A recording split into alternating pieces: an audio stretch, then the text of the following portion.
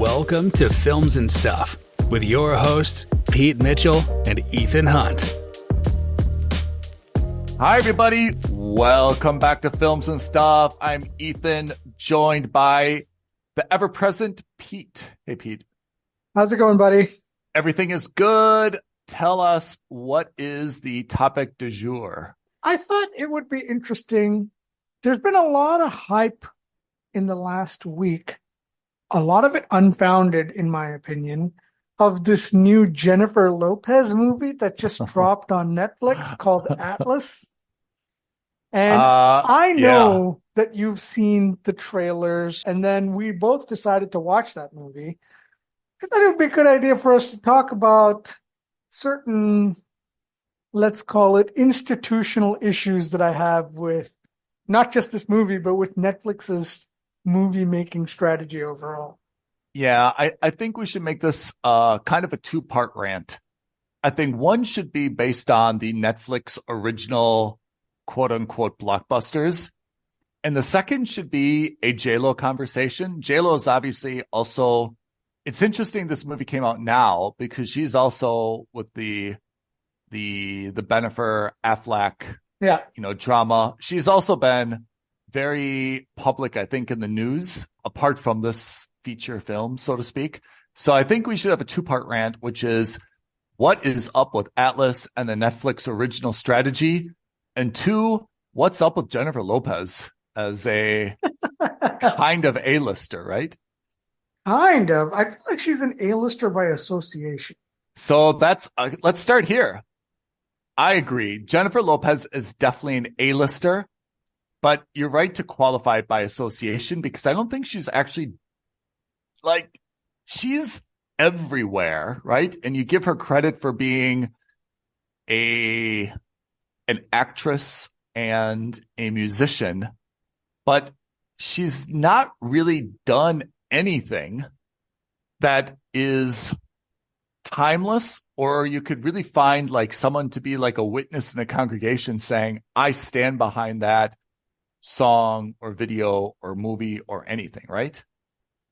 It's a little bit disappointing for someone as big as she is to not really have anything that's her calling card, right? I would go so far as to say that the things that she is known for publicly has nothing to do with her skill set or with her vocation. Hardly anything I've heard about Jennifer Lopez in the last decade has been about her music. Yeah. Everything has been about her relationships, who her current ex is or who her exes were, who she's dating now, who she was dating, who she's married to now, who she was married to. That's kind of it. She's definitely a celebrity, but it's hard to see where that celebrity is coming from, you know? Yeah. And look, I wouldn't say she's on the same level as Kim Kardashian, who's like a celebrity for God knows why. Yeah. Jennifer Lopez has put out music. She has put out albums. She is a singer. She must be talented because she's quite famous. But at some point, I saw a Reddit post recently, or maybe a Yahoo post. I can't remember. Yeah. It was a comment somewhere where the news article was essentially that Jennifer Lopez apparently is on tour or was on tour for some time in this summer. And they had to cancel, or she had to cancel a large number of shows. Yeah. And one commenter made a joke about it and said, dozens will be affected. Which is, a bit harsh. I mean, it was hilarious. I laughed. Yeah. But, I was just like, that's the level that it's gotten to, in the sense that, when Taylor Swift, again, it's not a fair like-for-like comparison. When Taylor Swift cancels a concert, it's headline news because hundreds of thousands of people are affected. Tell me, I mean, we are two dudes, right, who are never going to take a bullet for Swifties or for J-Lo fans. Yeah. What is our opinion in terms of the difference in popularity between these two? Because J-Lo, Jennifer Lopez, I don't know what to call her. First of all, she's got actually a fantastic backstory. Her backstory is super, super impressive. She is talented. She is really beautiful, in my opinion. why isn't she, and she's a mixed race, right? I mean, she's Puerto Rican, American. I mean, she kind of fits into a lot of different genres. Why isn't she kind of near the Taylor Swift popularity? Why? What's the difference in your opinion? You're asking the wrong guy. And I'll tell you why. Because I don't listen to either. And I don't know why Taylor Swift is as popular as she is. And this has got nothing to do with their level of talents because, again, I agree. music There's is no very subjective. Yeah. There's no correlation between talent and likability. Yeah. But I think that's the difference is that J-Lo, whether this is true in real life or not, she comes across to me as though she is not willing to, like, she's very serious. She does not make fun of herself. She does not show anything about like self-depreciating humor. Whereas Taylor Swift is actually, I think, very, very likable and relatable. In real life, those two may be totally opposite. Taylor Swift may be horrible in real life, but she comes across as very likable and like every girl. Whereas J-Lo, who in real life may be like the sweetest, coolest person, comes across in her public persona as very aloof and cold and never cracking a smile, right? I feel like that's the difference between these two. Potentially. I don't know much about either of them. I'm not going to sit here and expound on why one of them has a better album than the other, because as far as I'm concerned, both of them have albums that I'm never going to listen to. Yeah, it's just not my thing. And, and I don't want to sound like an old dude sitting, and complaining about, oh, those youths. Yeah. Jennifer Lopez isn't exactly the youngest pop star either. She's 52. Yeah, exactly. She is striking for 52, by the way. Yeah, absolutely. She's striking for 42 or even 32. Yeah, absolutely. Although, I mean, weird segue, she doesn't look that great in Atlas. Good segue, by the way, because I think this is my problem with Atlas and also with The Mother, which came out just prior to this, right? Yeah. And a lot of her other roles is that the characters that she's either playing or she's given, but in either way, she's taking these roles, are so cold and icy and robotic. They're very, very stoic, deep emotional scars that they're not able to like express or get over. Like, I feel like these roles are all wrong for her. She needs a warmer role. I mean, The Mother is a terrible role, right? I mean, she's this know-it-all, smarter than everybody in the room assassin. She gives up her baby. She's got to like just keep her head down. And then she's got to do everything to protect her daughter. Same thing with Atlas, right? She has this deep past trauma. She's the smartest person. We see her playing chess and like beating the computer like 77 times in a row. Like, come on, you're not even humanizing her as a person, I'm not a huge fan of the role selection, but having said that, yeah, it could also just be those are the roles that she's going to get offered, and that's it. Because, I mean, when you're talking about award-winning films, J-Lo is not going to be on top of anyone's casting call list. That's her fault. Maybe.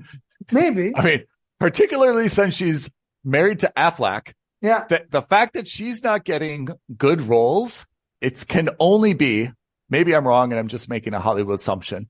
If she's not getting good roles, it's her fault that she's not trying, because there's got to be a role out there, just like almost everyone else who's won an Academy Award has either gained a lot of weight or lost a lot of weight or lived in like brutal circumstances for 9 months. She is absolutely a big enough name. And to be honest, she's probably a good enough actress that if she really, really pushed for a role, I cannot believe that she cannot get a better role.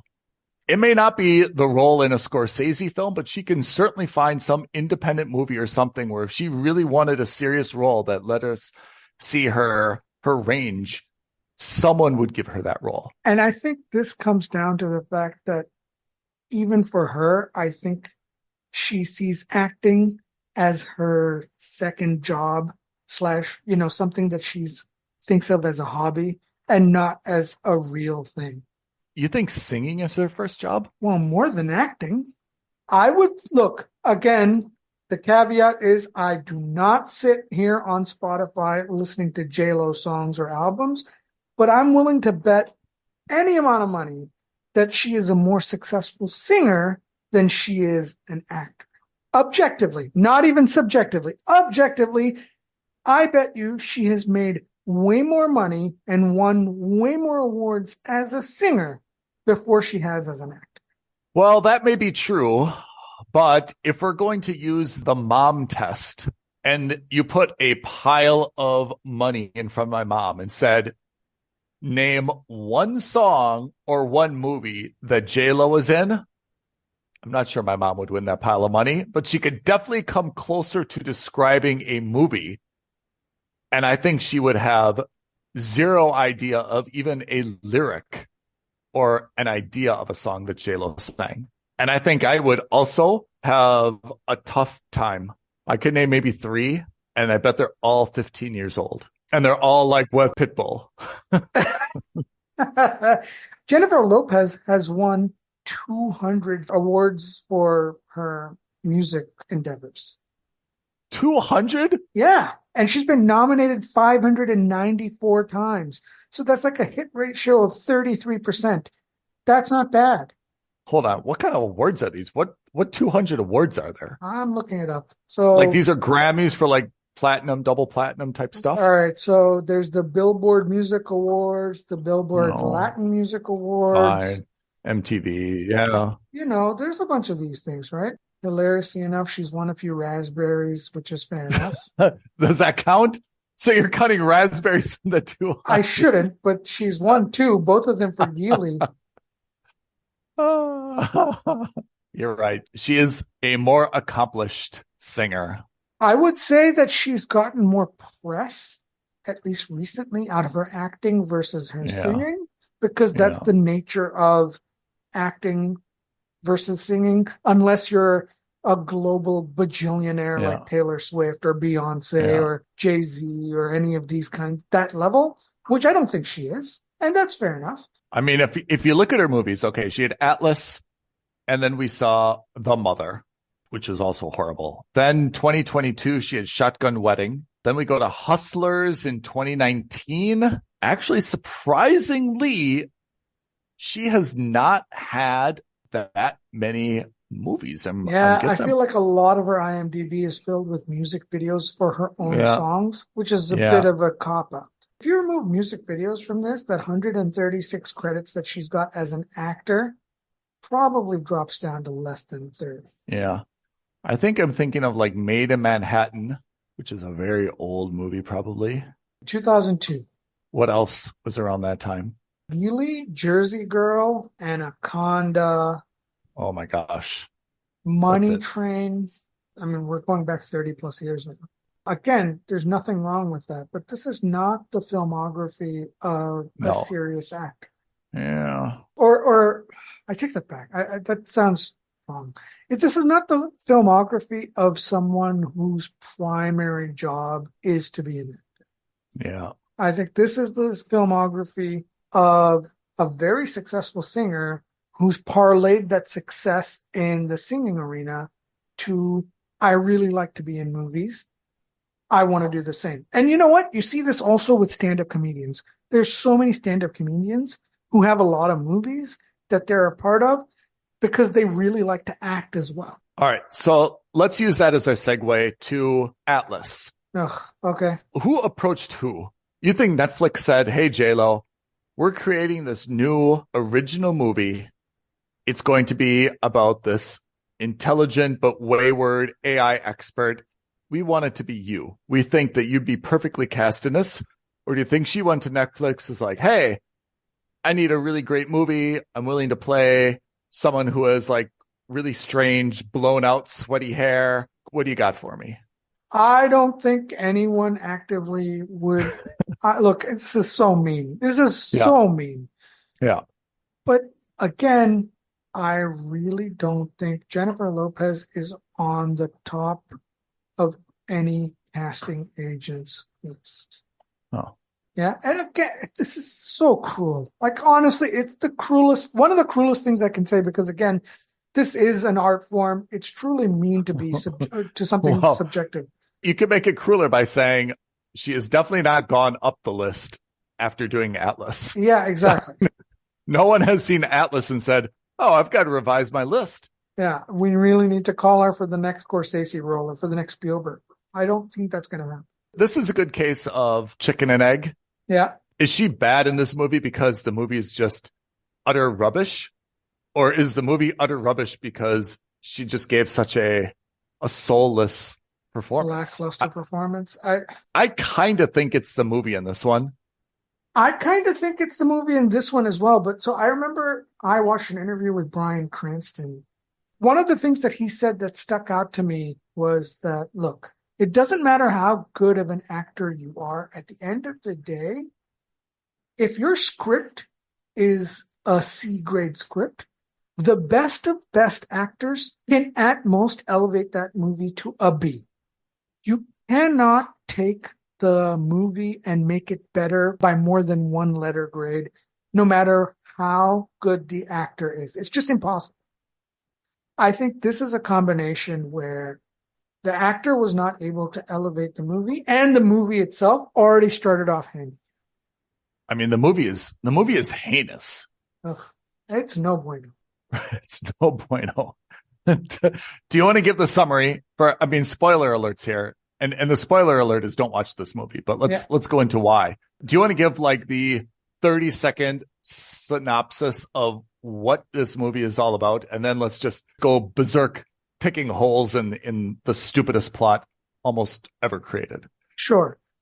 Jennifer Lopez's mom is an inventor of this fantastic artificial intelligence technology, which allows not just artificial intelligence to propagate, but also allows you to connect with them using a neural link. And that allows the AI to sync with its users. That AI turns out to be a murder hobo, tries to destroy humanity, is stopped, but escapes planet Earth, and a new faction is created in planet Earth to ensure that AI can never exist again, to destroy humanity. And they go on the offensive. They're looking for this one super AI so that they can kill him and, kind of preemptively end any future attacks. Jennifer Lopez is brought on to this mission, typical military mission. They find out where the AI is, who's played by Simu Liu. Of course, she's the sole survivor of that mission, and she has to single-handedly destroy the. I have to say, I don't know if you wrote that down or prepped it, but that was probably one of the best synopsises I've heard you given. That was fantastic and right on the mark. That's exactly it. The thing I didn't mention is that we're obviously in the future, and one of the ways that they're going to combat him is that they have these mechs, kind of like super armored suits, which are half semi-autonomous and connected to their users with the neural links, which Jennifer Lopez is totally against. She has a lot of deep-seated trauma. And then, of course, there's a farcical way to connect and synchronize between the AI and the human using that neural link. And that's by exploring her trauma. And we can see a physical gauge that justifies that, oh, we're only 30% compatible. We're only 50% compatible. The more you let me into your mind and tell me why you've got all this trauma, the better compatibility we'll have, which is a whole load of nonsense, but fine. One of the stupidest parts. I was going to say the stupidest. Conceit. Yeah. And then we learn the reason she distrusts technology and the reason that she distrusts the neural link is that she used the neural link that her mom built, and she accidentally was the cause for her mom's death because she allowed that to happen with the artificial intelligence. What a bunch of bull honky. Honestly, awful. Yeah, all the way around. The whole premise, I think, is forget the movie kind of being bad, but the entire plot. I mean, there's something to be said. I mean, we've seen this a lot. I'm sure every other movie now that comes out is going to be somehow AI, right? And the robots are all taking over. This has been it since kind of like the Terminator, right? But I mean, all right, there's a Netflix movie. AI takes over and they become autonomous and they attack the humans. Fine. We've seen this before. And always it's the greater good. They've got to kill all the humans to kind of save humanity. Again, kind of a strange logical leap. But then, of course, humans win. They drive the AI from the planet. So you'd think that that would be over, right? We should be happy. Problem solved. They've retreated. They're gone. Where is this other planet? Nowhere near our solar system, right? It's arguably must be light years away because it's a planet we've never heard of before. What is the problem here? Well, now we've got to go track them down. We've got to like totally extinguish them, right? Which I thought that whole thing was just really a false line of reasoning, right? Like, just let them be. It seems like everyone's kind of like in their corners now. We should just go on. There's no reason to attack them. And if you're going to attack, probably you should go with like a full attack, right? Not just like a ship with like 8 to 10 kind of like snotty teenagers. And why not just, nuke the planet? Yeah. Why better. Go down and lead an assault force? I agree. A physical assault force. Like that makes no sense. Super good tactical point, by the way. Why, if you're trying to destroy them, why don't you just destroy the planet? You're right. There's no reason that you need like 10 boots on the ground. So either you should have a proper military force, and I would expect, this is planet Earth, right? You'd expect like dozens or hundreds of ships, right? Thousands of soldiers and robots. And you've only got like 10? Like, that's it? 10? Talking about like how dangerous this guy is. And this force is so like weird and snotty, and I don't think this is really a threat, and we don't believe you. Kind of super weird. You know what it felt, that scene where they're introducing all the different members of the squad at that mission briefing? It felt like their version of Aliens when we get to meet the different squad members on the mining ship. It just felt like such a cheesy ripoff of that. There was no character development, though. Zero. No one's name, no one's anything, because they all died right away. Within 10 minutes of being introduced to them, almost the entire squad dies. In fact, the entire squad does die. Everyone except Sterling K. Brown. Sterling, yeah. And Jennifer Lopez, which, those are the two most famous people on the squad. Yeah. And here's another plot point. So the moment she lands on this hostile planet in her mech, right? Which again, by the way, total ripoff of Titanfall, the video game. Yes. And what's the other one where Pacific Rim? Yes, and Pacific Rim. Titanfall, the video game, also has an AI that you play along with. Well, whatever. I'm getting sidetracked. Yeah. So the whole conceit is we need to get to the extraction zone or the rescue pod zone now because my battery is damaged. It's a bit cliched, but fine. I understand that. Okay. We've kind of been there. She happens to come across the entire squad, by the way, of other soldiers who were also in the same mech suits. Why couldn't you just take a battery from one of their mech suits? I agree. You eliminate the entire race, but we're not going to even think about taking a battery from one of the other mech suits, which all seemed okay, except for the fact that their pilots died. Anyway. Whole thing was kind of weak. Yeah. Did you enjoy it? It was low to mid. It was one of those movies that I could see myself putting on for like a nephew, just because it had lots of robots and fighting sequences. Yeah. And that's kind of it. This was a very low effort, low stakes movie. Low stakes in the sense that I couldn't care less about anyone. I felt no emotional connection to anyone. Yeah. I did not connect in any way, shape, or form to Jennifer Lopez.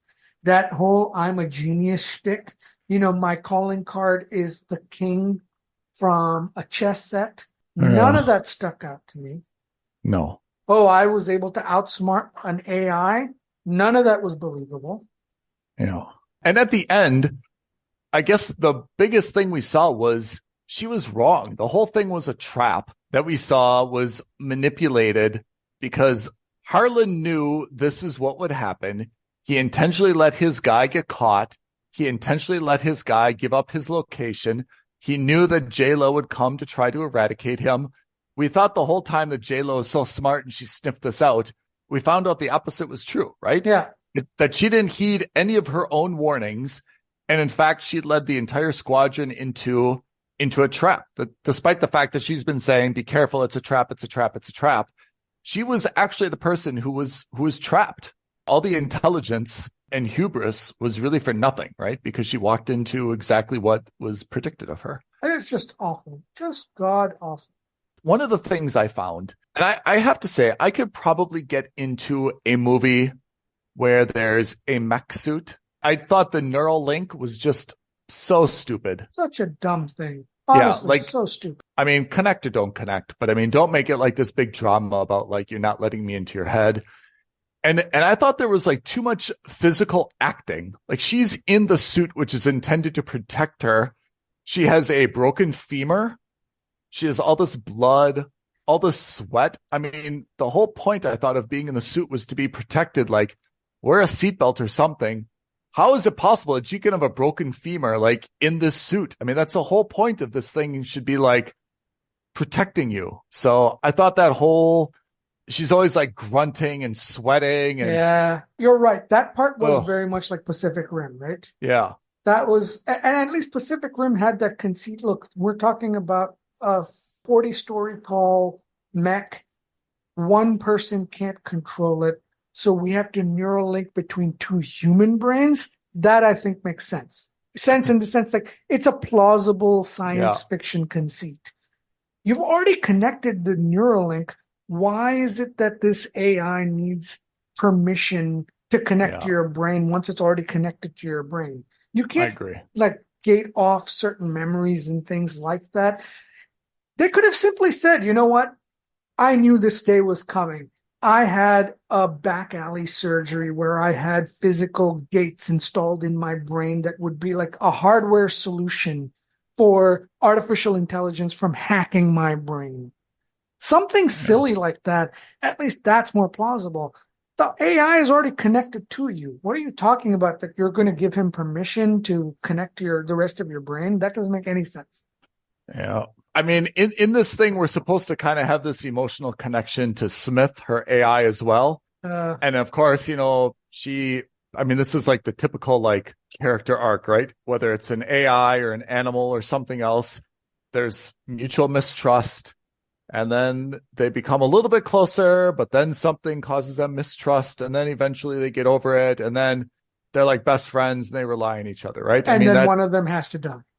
Yeah, I mean, that arc is just so trite. It was boring, I thought, watching the movie to know where it was going.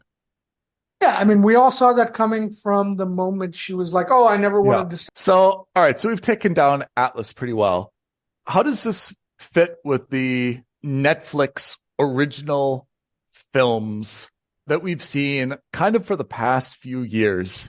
Where does this stack up? Is this consistent or departure from their strategy? And does this reinforce or make them rethink their strategy? So I actually, when we talked about this offline, I said, you know what? We need to do an episode about why Netflix keeps making these terrible, terrible movies. Yeah. After that, I sat down and thought about it. And I think what Netflix is doing is actually a two-part strategy. Because we have seen some very high quality programming on Netflix, right? It's usually their series, right? Stranger Things, Umbrella Academy, Three Body Problem. There's been even a couple of movies, The Highwaymen. There's been some excellent movies in the past that Netflix has, you know, kind of either funded or produced or distributed, whatever it is. But they've also done a lot, and I do mean a lot, of these relatively cheap, and again, I can't believe I'm saying this about $100 million movie, right? I mean, Atlas cost $100 million to me. But they've done a lot of these mid to high level or high production films, which are honestly not good. Like, I feel like, you know, we've talked about it in the past that all these studios need to hire like common sense officers, right? Where they just get an independent person to come in and do an audit of the script before they approve the budget. And I think that if you and I read this script and we were told that Jennifer Lopez is going to play the lead, I think you and I were going to sit down and be like, listen, I don't think you should greenlight more than $40 million for this movie or $30 million for this movie. If you're going to definitely do this, because there is some value because it is content. It is adding to that library of Netflix movies. But this isn't the kind of stuff you really want to. This is not going to win any awards.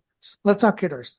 It's not the worst movie that's going to come out in 2024, certainly. But it's got to be in the lower quartile, right? Like, I don't think it's going to be higher than 25%, 26% in the bottom of that list. I agree with everything you said. I wish I knew what they wanted. Atlas, no doubt, has gotten a lot of views, right? I mean, it's their number one movie right now. I think there's been 28 million views already. By viewership metrics, it is successful. Maybe that's what Netflix wants. Like, hey, we just need something that people stay watching. We just care about the minutes consumed. Because minutes consumed means people aren't going to a different streaming platform. They're not going to Amazon. They're not going anywhere else. We just want eyeballs. And maybe that's their strategy. And if it is, then it kind of makes sense. And I can understand Atlas does serve, I mean, as rubbish as this movie is, I can see it from your family or my family that in a way, when it's hard to vote on a movie for the whole family to watch, this kind of satisfies a little bit of everybody, right? It's got some sci-fi for me and my dad. It's got J-Lo, who my mom knows. There's something for everybody, and maybe that's what they want. But in terms of money well spent, or in terms of something that people walk away from and say, that's great, I'm really happy that I stayed on Netflix, I don't think it's achieving that. No, I agree with you. There's no way. There's absolutely no way. It seems like the bigger the movie, the less we've actually liked this, right? Like something like Pain Hustlers. We liked Pain Hustlers. That was a good movie. How about Lift? Oh, so Lift is like this. This is exactly it. I think Lift is like Atlas, which is, we're going to take a genre, right? Yeah. In this case, it was a heist movie. Yeah. We're going to sex it up. We're going to throw in some famous stars. We're going to make it look sexy, and we're going to make it look a little trendy and high flying, literally in this case, high flying. Yeah. But it was just a generic and bad heist movie. Oh, yeah. It wasn't even good. Like, that's the thing. Yeah. It just wasn't even that good. Yeah. And that also had a budget of $100 million. I think you're right in the sense that it does get eyeballs, no matter how bad the movie is. Ultimately, sometimes it's kind of like Showgirls. Even if the movie is bad, it's still going to get some eyeballs. But Showgirls got a lot of eyeballs. There may be a small chance it becomes a cult hit, but these things aren't even going to be cult hits. They're just bad and generic. I have to say, I liked Extraction. I thought Extraction was a very good Netflix original. We liked The Atom Project. We did. That's right. We hated Interceptor. Hustle, we thought was pretty good. Gray Man was very good. And that Heart movie was very bad. Remember Gray Man? We hated Gray Man. We hated the one Queen of Hearts with Gal Gadot. Red Notice. No, there's one about the heart. Remember she played like the spy agent. Yes. So look, I think that if that is your goal, is to get eyeballs and kind of generate names and, some kind of brand recognition, I think that's absolutely fine. But I think rather than making one Lift for $100 million and one Atlas for another $100 million, you're better off making 4 Pain Hustlers for $50 million. You're better off making 5 Hustles for $40 million. I totally agree. Not just do I think that makes better math sense, I think it makes better eyeball sense. Yeah. Those are also low stakes movies, not just in terms of, we're not talking about, putting out a message or anything like that. They were enjoyable, but low stakes in the sense that financially speaking, if you make 5 movies for $200 million versus 2 movies for $200 million, there's a lot more pressure for each of those 2 movies to perform on Netflix versus on the 5 movies. You're taking such a load off your shoulders to say, hey, look, if 2 of those movies turn out to be a bust, no problem. We've still got 3 movies that did really well for us. And totally by the way, 2.5 times the content for the same price. Pete, your math is working out for me. I'm on board. Bear in mind, the movie just came out. This could also be one of those after effects of the last couple of years, which I think we're going to start to see a clamp down on. I think especially after last summer, a lot of Hollywood studios are just saying, hey, listen, this strategy is untenable. We can't keep throwing $250 million into Citadel, into The Gray Man, Oh into my gosh. Lift, into Don't all get of me these started. really shitty films and series, Yeah. and expect us to A, win awards and win subscribers. At the end of the day, the only metric that matters is the number of subscribers. I don't think Lyft or Atlas is moving the needle for Netflix. I don't think anyone is going to be like, I need to subscribe to Netflix and pay them $15 a month because Lyft came out or because Atlas came out. Yeah. You're right. If I'm sitting, who's the CEO of Netflix? Ted Sarandos. Yeah. There's co-CEOs, right? Yeah, co-CEOs. That's right. But So he's the one that's, I think, more public. Yeah. If I'm Netflix and I'm looking at my metrics, you're right. The only thing that really matters is subscribers. But then if you drill down, I'd want to see how many minutes my subscribers are consuming. Because once I'm getting to a low number of minutes consumed, I'm going to start to worry that someone is not going to renew that subscription. If I see Pete, and Pete's a subscriber, but I see he's only watching 28 minutes the last month, I'm worried that he's like in that danger zone of canceling that subscription. If I see Ethan and I see like, wow, he's consumed 120 minutes last month. All right, he's happy. He may hate every show he's watching, but he's still watching. And I don't want to say it doesn't matter, but it doesn't really matter because happy or not, he's still consuming those empty calories. That's a good thing.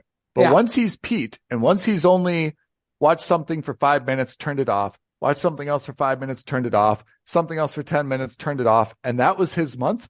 Now I'm freaked out. Yeah. Now I'm really, really freaked out. So not all subscribers are the same. And I guess as long as you're Ethan and you're consuming those empty calories, all well and good. Yeah. That was one of the benefits of smaller streaming platforms like Apple, which, again, I mean, I say small only by way of number of subscribers. Yeah. Apple is far more valuable as a company than Netflix is ever going to be. I'm willing to bet, at least for people like you and me and people who have the viewing preferences you and I have, I think Apple has built itself into a niche where they're kind of like, for high value sci-fi shows, I think Apple is kind of the place to be right now. Let me ask you a question, Pete. For Atlas, would this have been better as a series? Maybe. It really depends on the writing, honestly, because it's also a blessing that it's kind of 90 minutes and you're done and you never have to think about it again. Part of the problem with this, as with all movies, a lot happened and it was condensed and it was too fast. Yeah. There's an argument to be made that if this was an 8-episode series, maybe you could make the same thing for a little bit more. You're actually getting a lot more minutes, not adding a whole lot of budget, and you've got something that probably turns out a little bit better because you can go into a little bit more depth of character, you know? Yeah, which is why the writing becomes so much more crucial. Yeah. Right? That writers, you're going to probably end up spending more money on the writing. Yeah. But yeah, I think a show like this, if you do 10 episodes, it's like on average $10 million an episode, which is what the movie costs anyway. I think that's doable. I think that's absolutely doable. In fact, I bet you it's going to be cheaper. Because then you've got a J-Lo series of 8 episodes. Can't possibly do worse than the movie. But I would say that at least gives a kind of a fighting chance where you can get into her character a little bit more. There can be more strategizing about the attack.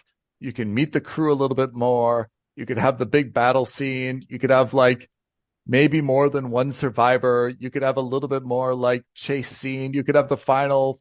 Yeah, the dive into the trauma would be far more successful rather than that 1 minute of her tearfully admitting that she got her mom killed. Yeah. There's enough material to go around. What is the reason of doing this one shot 100 million versus even 6 episodes? That's what I mean. I think that's where it comes down to. The time commitment for J-Lo would be significantly higher, right? Instead of filming the movie over 6 weeks, it then becomes like a 20-week production. And that's where I think her commitment to acting drops. Not to be rude. What does she have going on? Well, apparently she's got a music tour that dozens of people are not going to get to see now because she's canceled a few things. I don't know what to say. I should say I'm not at all surprised that there's not a demand for that tour. One, I think music tours in general are facing very low demand, that it really takes a lot to get people to go see a music concert, or let alone like a series of music concerts, right? Are we looking for greatest hits here? Jenny from the Block, If You Had My Love, like a Pitbull duet? Like, what's really here for people to see? And again, just to reiterate that lately any news for Jennifer Lopez has more to do with her non-music life than it does with her music life. Here is the headline for her latest tour. Jennifer Lopez devastated, cancels $1 million tour amid Ben Affleck split rumors and low sales. You know what I mean? Like, even her music is being impacted by the fact that more people are interested in talking about Ben Affleck than they are about her music. Are they getting divorced or not? Who knows? And frankly, were you surprised to know that they were married? I couldn't. You know what? I don't have much time or interest in celebrity happenstances. Oh, that's not true concerning you have a movie podcast. That's true. You're right. I mean, don't I don't get pretend that emotionally this invested is, in them. don't pretend that this is like an academic podcast. We don't care about pop culture. I don't have time for movie gossip. Entertainment gossip? We are well below that. I find the thing annoying because, like, generally with a celebrity breakup, it happens like fast. And I feel like this has been like such a slow one. Like, what's the problem? Like, fix it, don't fix it, right? I mean, I honestly don't know what's going on. I don't have anything good to say about celebrity relationships because so few of them work. I have to say, I kind of like the idea that they were a hot couple when they were young. Yeah. Then they went through so many different things. I mean, they each had like at least one more marriage, right? And now they were back. I have to say, it's a pretty good story, right? It'd be that's like a feel-good story on paper, but then like the cynic in me, the moment that happened, I was like, all right, well, let's start the clock. I don't think it's going to last. And again, only because so few Hollywood celebrity couples last. Not everyone is Kyra Sedgwick and Kevin Bacon. And also Goldie Hawn and Don Johnson, John Goodman. No. Oh my God. Dennis Quaid?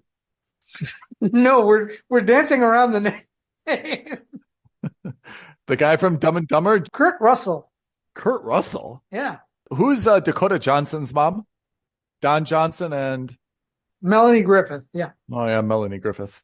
Final thoughts, Pete. What do we have to say about J-Lo? What do we have to say about Atlas? What do we have to say about Netflix? Anything? Parting words? I've said some cruel things about J-Lo. I don't regret them, but at the same time, I do feel bad for saying them.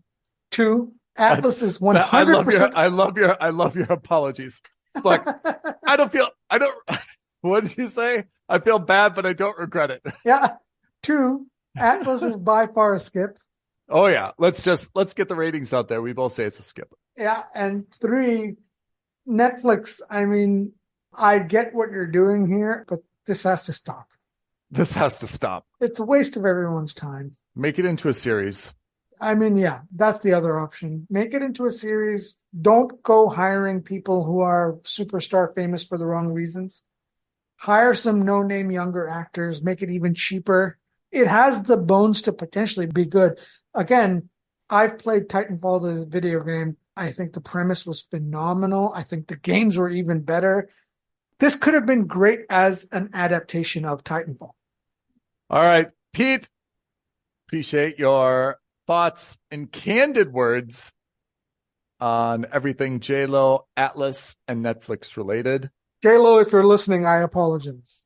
I said at the outset, I think the J-Lo story, if you read about like how she became a dancer and what she had to go through in Living Color, where, you know, her choreographer was, guess who? Rosie Perez. Oh, fantastic. Okay. Yeah. And apparently they didn't get along at all. Somehow not surprising, given the reputation Rosie Perez has. I mean, I think J-Lo has a fantastic story. I think that shooting to superstardom and A-listism has made her more cold than she really is in real life. And I think that she's got a fantastic story. And if she would be a little bit warmer and more self-depreciating, similar to like Jennifer Aniston, right? Who's loved kind of because she's so open to like making fun of herself, right? Yeah, she's done a bunch of those, kooky comedies with Vince Vaughn and that ilk. Yeah, absolutely. Right? Horrible Bosses, right? Like she's not afraid to kind of like play a character like, whoa, Jennifer Aniston said that? Yeah. That's the kind of stuff that I think is a little bit more endearing. Pete, you want to list off our creds so people can ring the bell, subscribe, and so forth? Absolutely. As Ethan just said, ring the bell, subscribe, and so forth. That's all the YouTube jazz. We appreciate that. Definitely leave a comment. Tell us what other Netflix movies you either hate or love and why. That would be great for us to hear about. We're happy to talk about those things.